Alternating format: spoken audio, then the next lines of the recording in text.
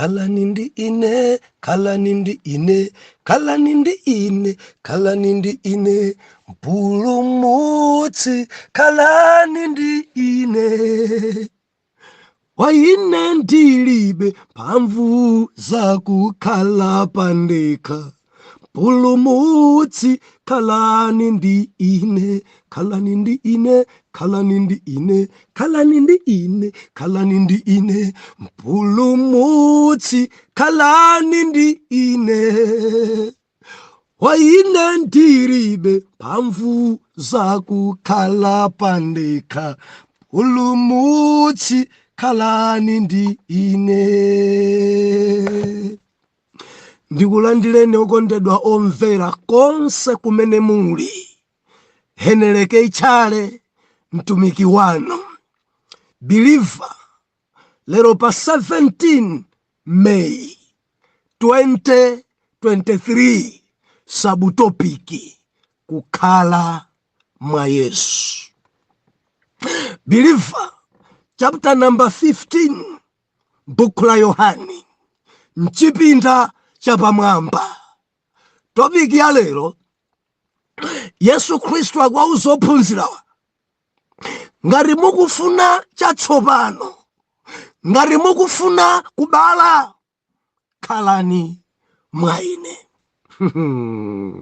Believer, dzulo tinali pano masiku awiri awa, takhati kukambirana Mzimu Woyera, ndemanga zimene zabwera dzioneka kuti topiki imene ikufunika kwambiri akodiki ni nthawi imene tili nayo. Mzimu Woyera amene amaphunzitsa, Mzimu Woyera amene amalalikira, Mzimu Woyera amene amatitsogolera, Mzimu Woyera amene amatikumbutsa. Believer, Mzimu Woyera amene ali ndi ntchito masiku ano, ali ndi chipatso komanso ali ndi mphatso. Tikamulandira Mzimu Woyera amatichosa umunthu. Mzimu Woyera tikamulandira amatichosa chibadwa chathu. Mantha amene takhala tikuopa, kodi mukudziwa mwana Mulungu, tanjenjemera, taopa, tathawa, zinthu zosenera kuthawa. Mzimu Woyera akasowa pamalo, believer, anthu amathawa liwiro nkumathawa zawo zomwe. Akasowa Mzimu Woyera anthu amanjenjemera nditi mawu kungophezedwa. Believer, ndamvapo nkuona magulu a intercession akupasulidwa m'mudzi. Aradzuka tiagogora mudzi, tiankhalamba ra mudzi, mafumu nkumanena kuti kuyambira pano musamapembedzeranso chifukwa choti mukutisokoneza kwambiri, and kagulu konkutsa mudzafanya. Akasoweka Mzimu Woyera anthu amakhala amantha kwambiri, amangopa zilizonse, kumangopa zilizonse. Petulo asanadzozedwa dali wa mantha wonjenjemera. Come on in chapter number 3, chapter number 4, chapter number 5, chapter number 6 cha buku la Machitidwe. Sakuopa aulamuliro. Arachirisa uchopwala. Dziko lidadzuka. Abale ake adadzuka. Mwachirisiranji. Timadya naye amene. Lekani musaphunzisenso, musalangizenso, tisamve mukunena dzina la Yesu chifukwa cha kudzodza kwa Mzimu Woyera. Petro adayima pakati pa omwe uja amene ankakana uja. Petro omwe uja amene adamuwuza Yesu musabwerere ku Jerusalemu akakugendani. Atadzozedwa Petro kunena kuti amuna inu abale weruzani. Chabwino nchiri kumvera Mulungu ndi kumvera inu. Ndasadayankha koza kuti sitidzaleka kuphunzitsa ndi kulalikira zimene tidaona ndi kumva. Kamutimenya timenyeni, kamutipha tipheni, kamurani chitani. Koma dziwani sitikuleka, tuphunzitsabe Yesu wa ku Nazareti, mpulumutsi wa anthu ochimwa. Katidwala tidwale, kamutilodza tilodzeni, kamutitsekera ndende sitikuopa. Believer, zidachitika zimene chifukwa chakudzodza. Mzimu Woyera amakuchosera mantha. Mzimu Woyera amakupasa maganizo, maso, makutu atsopano. zimene dziko akuona iwe sumaona zimenezo. Believer umaona matsopano kwambiri zimene dziko akunjenjemera nazo iwe sumaopa dzoni manena kuti Davide adanderera Goliati chifukwa chakudzodza kwa Mzimu Woyera. Anati bwa Mfarisiti osombalidwa iyi ndi yani kuti adzinyoza makamu a Mulungu wa moyo amene tikugwesa m'dzina la Yesu. Kudzodza akatidzodza Mzimu Woyera amatithandizira kuti tipitebe chitsogolo. Ndedzo linaona ife mphatso Mzimu Woyerayo amapereka yekha kuti akulu yawa amayi awa ndi apase mphatso iyi. Mzimu Woyera chifukwa amatidziwa kwambiri Mzimu Woyera. Mukudziwa kudziko kunonso tumapusisana. Ena kumaoneka ngati hole koma si hole pada zochita upenta. Ena kumaoneka ngati malilime koma si dzimalilime. Believer zimene zindadzona ni maso angawa ini. Anthu onera ngati odzodza kwambiri koma ngosadzodza.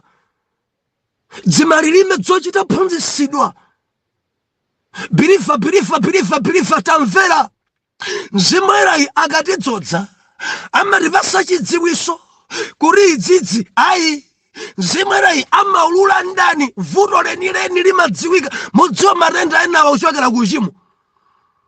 Matenda ena amene tapemphererawa mwa Mzimu Woyera amavumbulusa amayi awawa kuti adwale chimo. Nchifukwa cha Khristu Yesu asadachirisa mambozo kuti machimo ako akhululukidwa. Machimo aja akakhululukidwa mpamene machiritso aja mabwera. Kuti kudziko langa tapemphererana anthu ali mu uchimo chifukwa chosowa chidziwiso. Kuti kumbale kapena mulongo asweka alape kaye akhululukidwe kaye machimo ake. Chimavuto awa matenda awawa adabuka chifukwa chakuti iyeyi adachoka pamaso pa Mulungu adachimwa. Idzidzi zikapanda kuvumbulutsidwa Believer timapemphera naye munthu nthawi yayitali koma yeyo Satani wasachita foti chimo ndi kuletsa kwa kuyenda kwa Mulungu. Isaiah chapter number 59 verse 1 ndi 2 akuti mkono wa Mulungu sufupika khutu lake si gonthi koma chimo chimakhala chibroko choti machiritso sayende. Mana Mulungu limadzika chimo nchotchinga cha mawu a Mulungu. Chimo nchotchinga cha kuyenda kwa mphamvu za Mulungu. Chimo Mzimu Woyera amaulula pali uchimo pano labani. Oh hallelujah. Mzimu Woyera akufunika. Funso langa nkunena kuti kodi mudamulandira, muli naye, mumayenda naye, mumachita naye, mukundziwa mkati mwanumu alimo Mzimu Woyerayi. Mumamva tsutsika pakuchita dzinthu. Mumamva tsutsika. Mukamanena mumamva tsutsika. Mukamayenda mumamva tsutsika. Zinthu zina mukamazifuna mumamva tsutsika. Believer toyenda limodzika ngati pa iwe palibe mtsutso umangozindikira ndiye kuti wagwamo wachita choyipa ndiye kuti Mzimu Woyerayo ulibe. Kuti kusitsikutengera kuti adambopemphera liti. Idzidzi si zoti adabadwa kalekale. Koma anthu amene miyoyo yawo ayipereka kwa Khristu pompo. Mzimu Woyera amalowa mkati mwa anthu amaonetsa chipatso komanso mphatso. Endi mkati mumakhala kutsutsika kuti izi nsapange nawo, izi nsadye nawo, izi nsamwe nawo, izi nsavale nawo, magemu awo asasewere nawo, izi nsajoine nawo. Zimenezi zimachitika Mzimu Woyera akakhala mkati mwako. Ndinako kutsimikizika mtima kuti sitili chimodzimodzi patopiki imene. Maonekedwe aja amaoneka bwa ali ngati moto, ali ngati madzi pachati mayimba amaotcha ngati moto ndiye Mzimu Woyera akuyenda ngati madzi ndiye Mzimu Woyera amawala ngati dzuwa ali ngati cha dzuwa moto madzi nkhunda mzimwera amene tikadzabweresa topic imene tidzafukula zambiri. Haleluya. Loleni bwanji atikoma mphatso simudadzifukule zonse. Ambuye adzatipasa mpata, believers andidandaule, Mulungu adzatipasa mpata tidzafukule mphatso zonse. Kodi tikati mphatso ya ulosi amalosera bwanji? Dziko kuno kuli maolosi kudziko kuno. Mudziwe njerekezinso amanenera amalosera. Ndikumanena nditu. Kodi dzimasiyana bwanji? Chifuka pali mitundu inayi ya uneneri. Believer topic ifunika. Mauneneriwa alipo anayi. Umodzi mauneneri ni mphatso ya ulosi. Ndepali utumiki wa neneri. Zimafunika kudzisiyanisa na kuti uyu ndi neneri, ndepali mphatso ya ulosi. Nzosiyana zinthu ziwiri. Ndinanena zona kuti utumikiwo anapereka ndi Khristu wa uneneri. Sidzimatanthauza kuti munthu amene ali ndi utumiki wa uneneri ndiye kuti Mulungu ampasa mphatso ya ulosi. Ayi. Kuteko zinthu zosiyana. Neneri ndi mphatso ya ulosi zosiyana. Koma zofunika nthawi. Ndiye neneri wina wachitatu ndi neneri wonyenga. Neneri wonyenga. Kuteko amene wandi achuluka kwambiri masiku ano. Aneneri wonyenga. Onyenga. Tikana onyenga ndi awo onama. Anthu aneneredwa zinthu sizimenezo. Mangonena. Dziko langa anthu aneneredwa zinthu. Iwe ndikuona zorere, ndikuona amunako. Mabanja ambiri apasuka chifukwa cha aneneri onyenga. Amene ajasi amunako, abereka nawo rwana 6. Akhana mbanja mu zaka 27. Amene ajasi amunako, Mulungu akupasa mamuna. Choka kumeneko kureku mabanja ampira gbadezeka makamaka nti mafellowship toneka ngati tamoromoroti koma mkati mwache tili tozizira. Banja gbede iniyo samunanga inu chiwanda cheni iniyo samunanga inu chiwanda cheni pakana banja kutesa nzimayi atero Ambuye iniyo chiwanda mudzandipyesa ndimati ndinene mayi amene afuna kukupyesani ndi aneneri tonyengato chifukwa tikukugawanisani banja amene mudakumana kale ndiyati aneneri tonyenga mukumanato pamunsi apo tayamba kulubwalubwa kunena tammaganizo mawo endi zotsatira zake kononga tsogolo la banja lanu endi mukalekana naye amene ndikuti mukupalamula moto wa Gahena. Ndadachita phada amene ndikumalekana ni mamuna atawuzidwa ndi neneri wa mkazi wa pamunsipo zotsatira zake mayi akuvutika kwambiri sidzikuyenda. Mamuna adali nadzo zinthu pano mango awana akudusa phiri aja adali amunanga koma neneri adamuwuza kuti si amunako. Zimene zazimayi ambiri akulira taneneri tonyenga tili pwirikiti timene tikukhala nditi manointing oil, manointing water, manointing nchani mchere akumayenda nadzo zambiri m'marumba mwawo ende amba kudzitakata amba urakata. Pali manointing ambiri, manointing soil akumayenda nato, manointing nsuzi akumayenda nato timene titapangisa anthu ambiri kuonongeka. Ziwanda zambiri anthu dzalawa chifukwa chopanda mzimu wachidziwitso. Ndimati ndinene padzuka dzaneneri zambiri zonyenga zambirimbiri. Siku lina wina ndikupemphera pa chachina yake sinditchulako ndipo dabwera aneneri tonyenga tiwiri. Ndi Ambuye anandidziwitsa mwa mzimu ena tiyakhulukhwiri. Ndiye timene timadzona akutiona uyo ndi adamba onenera. Ara imani ndi imene ndi anzanga general modzi abusa jasi kuyimirira ari tunenawo enawo fa jasi ngathopiko ine ndi ochepako thopi. Hallelujah.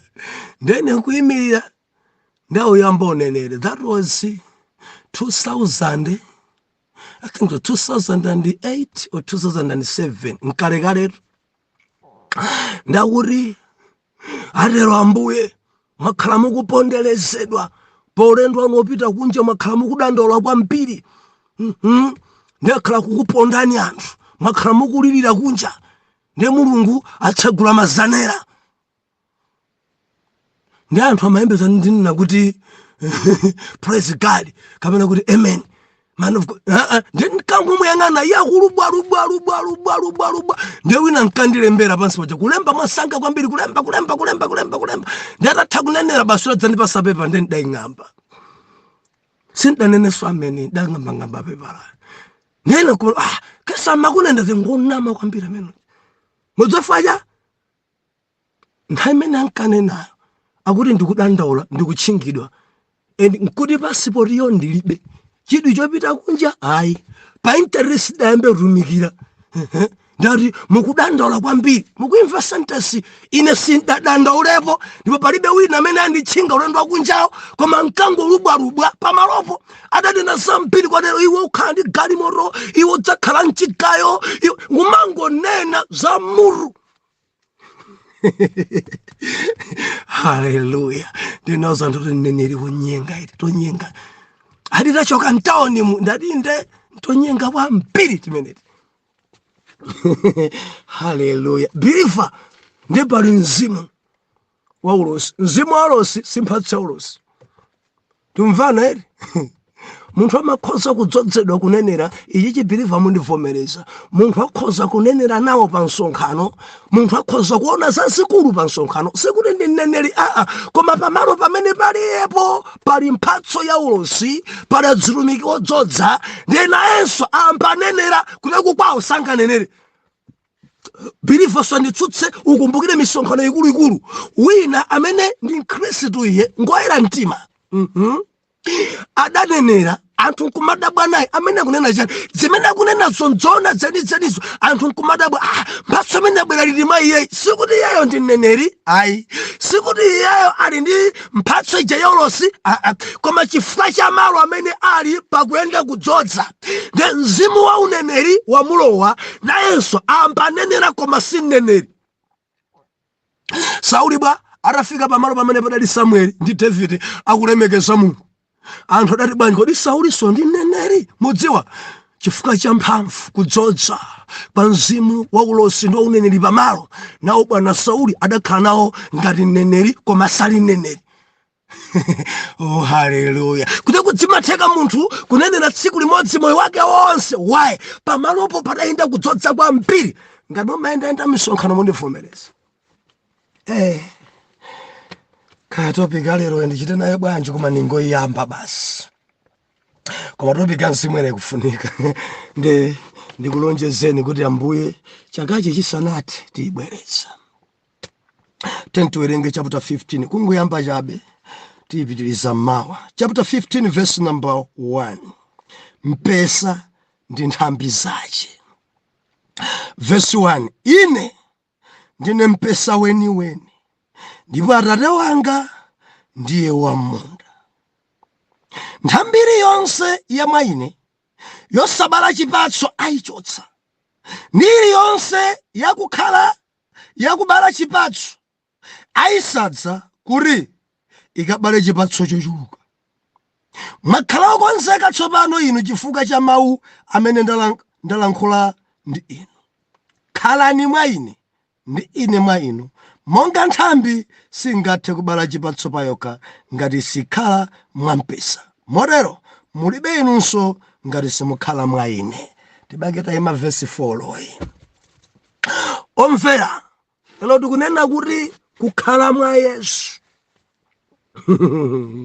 Kodi inu muli kuti mukhala mwa ndani? Mwana Mungu, mukhala mwa ndani? Nthawi siku ndilolayi. Mukhala mwa ndani? Bible Ambuye Yesu aulula apa chapter number 15. Ambuye Yesu aulula pali zotsatira za kukhala mwa Yesu. Tikakhala ife mwa Yesu, tikalumikizidwa mwa Yesu, tikapangobale ndi Yesu, pali zochitika zimene dziko lidzaone zipatso. Ndipo yambira nena kuti mpesa ndi nthambi zake. Ndiye Yesu anena kuti inu akuti ine ndine mpesa weni. Verse 1 imene. Ine ndine mpesa weni. Inu ndinu nthambi zake. Atate wanga ndi wamunda. Tiyambe tafukula pamene pabwanji mwana Mulungu. Yesu anena kuti ndi mpesa weniweni. Meaning zilipo dzina kudziko kuno sizenizeni za feki. Yesu anenetsa kuti mpesa weniweniyo ndineyo. Mpesa weniweni. Mpesa genuine. Mpesa umene ife tikwenera kulumikizidwa mwa iyeyi. Zina kudziko kuno biliva si mpesa. Dzaoneka ngati mpesa koma si mpesa. Dzaoneka ngati ndizo koma si zimenezo. Dzaoneka ngati dzamoto koma dzodzizira. Dzaoneka ngati dzoyaka koma dzothima. Dzaoneka ngati dzowala koma dzandimandima. Yesu anena kuti ineyo ndi mpesa weniweni. Ophunzira inu ndinu nthambi. Atate wanga ndi mulimi. Biblia kuti ndi wamunda, meaning mulimi. Bilifa ni mafuna mumuone mulimi amene amayendera munda, amene amasamala munda. Mulimi akangoti adzuka opita ku munda, amadana kwambiri ndi tchire yopezeka mundamo. Mulungu mu passage yakuti basa kuti ndi mulimi amene cholinga chake amafuna kwambiri kuona mmera usangalala. Mulimi amene amafuna kuona kuti nthambi dzubala dzipatso. Mulimi amene amafuna kuona kuti nthambi sidzikuoneka yero. Mulimi amene amafuna kuona kuti mundamo dzinthu dzamba ubala bwino. Ne baba nena kuti ineyo ndi mpesa weniweni, inu ndi nthambi zake. Atate wanga ngwa munda. Atatewo akuti amauyendera mundawo. Akamapeza nthambi imene ikubala bwino amayisadza kuti bereke zochuluka. Atatewo amauyendera mundawo. Akapeza nthambi imene ikufora chifukwa chakuti sidalumikizane ndi mpesa amayidula. Atatewo amauyendera mundawo. Akapeza nthambi ina imene sikulongosoka, atate amadziwa kuti nthambi iyi sidalumikizane ndi mpesa. Believer kubala kumatheka pamene munthu alumikizana ndi mpesa. Ukalumikizana ndi Yesu pamaoneka kubala, koma ngati Yesu sidalumikizane naye kubala kosu kumatheka pamakhala yero. Ndi atate amene ali mulimi amauyendera mundawo, amasadza dziko langa ladzaza ndi ampiri opemphera koma sadalumikizane kumpesa. Amapita kuchalichi koma sadalumikizike kumpesa. Amaimba kwaya koma sadalumikizike kumpesa. Yelo. Sipakuoneka maluwa. Yelo. Sipakuoneka kubala. Yelo. Why? Adamba kalekale 1970 chipembedzo chinchawo. Ndakulu wa mpingo koma bwanji akuoneka yelo. Sakulumikizika kumpesa. Palibepo bale kulipo kumene wakukhala. Kodi bilifa mukhala kuti Yesu ana kuti khalani mwa ine ndi ine mwa inu.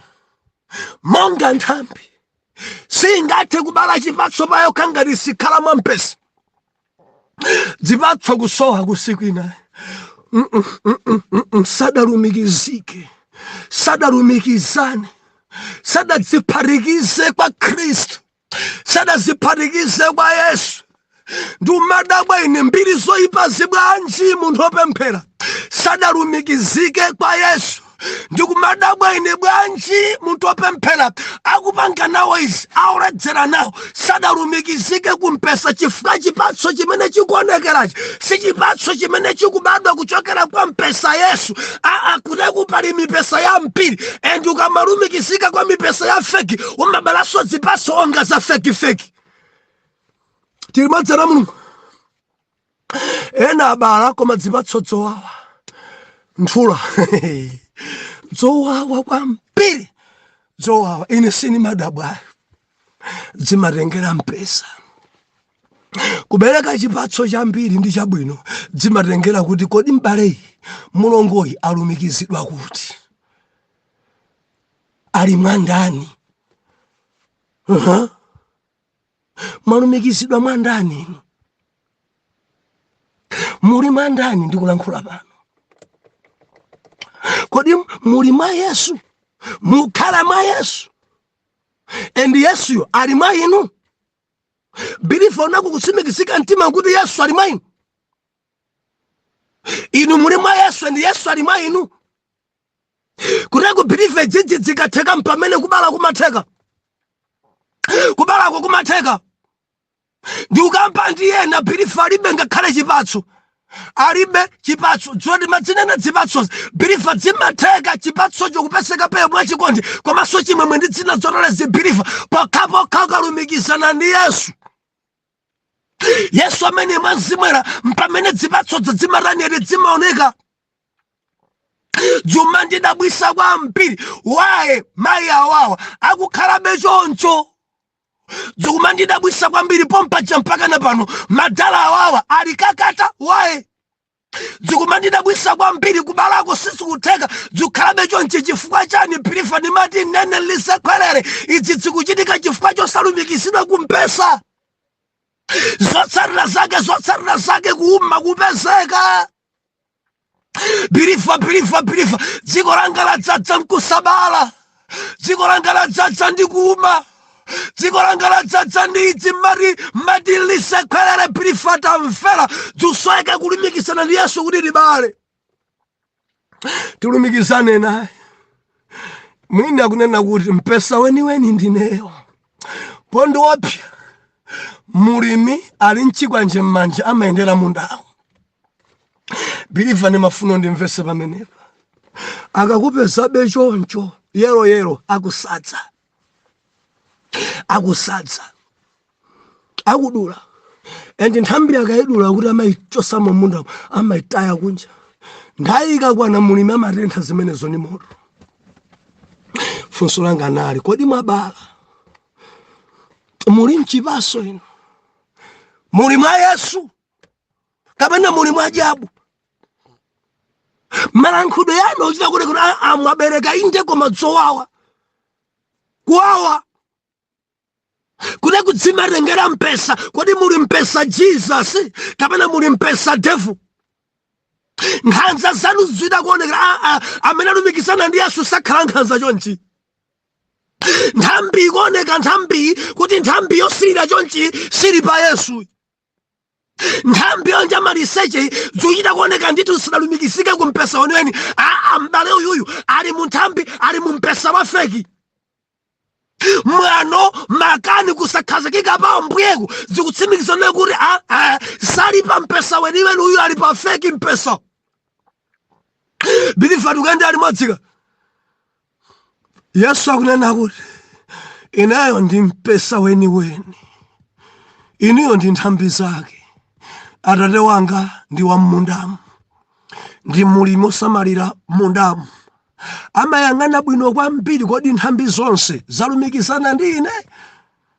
Yesu akudziwa kuti Ayudasi sadalumikizane ndi ine. I mean God akudziwa zimenezi. Yesu amafuna kuzala ophunzirawo. Simukapusise Mulungu. Amene alumikizana ndi ine zenizeni zamphamvu zidzichitika. Amene alumikizana ndi ine zenizeni zodabwitsa zipatso zidzatsara. Amene alumikizana ndi ine zenizeni Mulungu adzachitira ulemu. Ndipo Mulungu amenewa adzarengulira kuti abaleke dzambiri. Koma mukapezeka yero kusalumikizana ndi ine ndiye kuti Tate amabwera nkudula nthambiyo nkuyichosa pa ine. Ndipo amene alekana ndi ine monga nthambi amafora. Ndipo akafora Atatewo ikauma amaitentha. Amachenjeza mchipinda. Amausa chinapetulo mchipinda. Zozizwa zikachitika mukalumikizana ndine. Zamphamvu zikachitika mukamalumikizana ndine. Machiritso akachitika mukakhala mwa ine. Anthu akakudabwani mukakhala mwa ine. Koma ngati simukhala mwa ine simulumikizana ndine palibe champhamvu chimene chikachitike. Endi zotsatira zake mukomva kwawa kwambiri utumiki. Tauya pano. Believe ndati ndanguyamba chabe mawa ndili pamenepa. Mukhala kuti muli mwandani mukubisala kuti mawa tidzakhati upitiliza tidzaone ife mzimu umene wobalawo kudziko kuno kuli mzimu. Mawa tidzaone ambiri zipatso kulibe ambiri kubala ayi alikakata, ambiri aligwa pamaso pa Mulungu ngosabala, ambiri alibe chipatso chifukwa chakuti sali mwa Yesu, sadalumikizane mwa Yesu, sali pa mpesa weniweni, ali pa feki. Pali katundu apa, pali minofu apa, mawa mundilondole. Arare tivomerezeni kuti tidzilumikizise paino, tazindikira kuti ndinu chilichonse nchotheka, m'dzina la Yesu Khristu tonse tiyankhe kuti amen and amen.